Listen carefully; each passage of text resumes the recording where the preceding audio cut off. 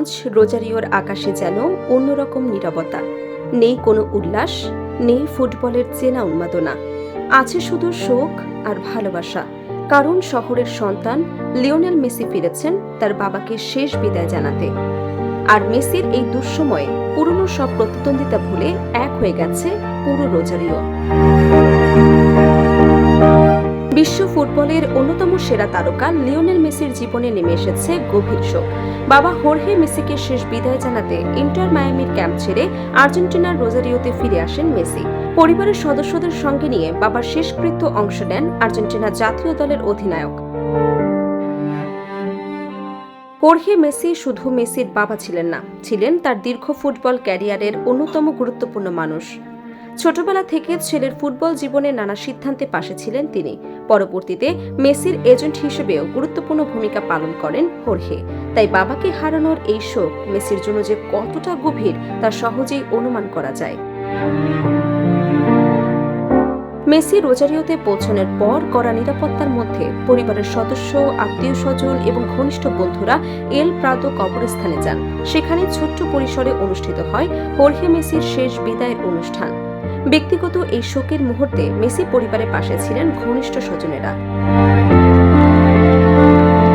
তবে কবরস্থানের বাইরে ছিল ভিন্ন এক দৃশ্য।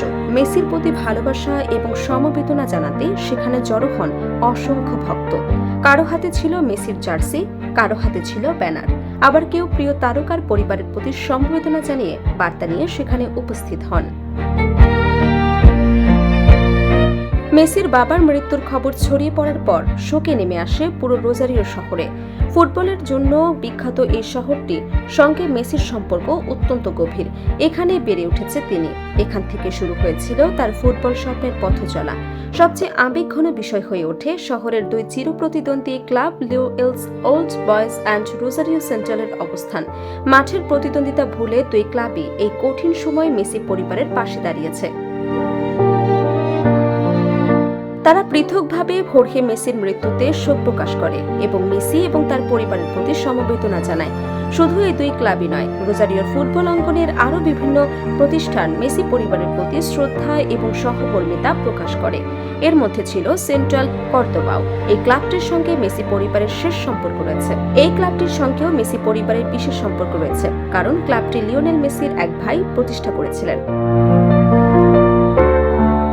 দীর্ঘদিন ধরে গুরুতর অসুস্থতার সঙ্গে লড়াই করার পর ৬৮ বছর বয়সে মারা যান হোর্হে মেসি। তার মৃত্যুতে শোকাহত পরিবার, বন্ধু, ভক্ত এবং পুরো রোজারিও।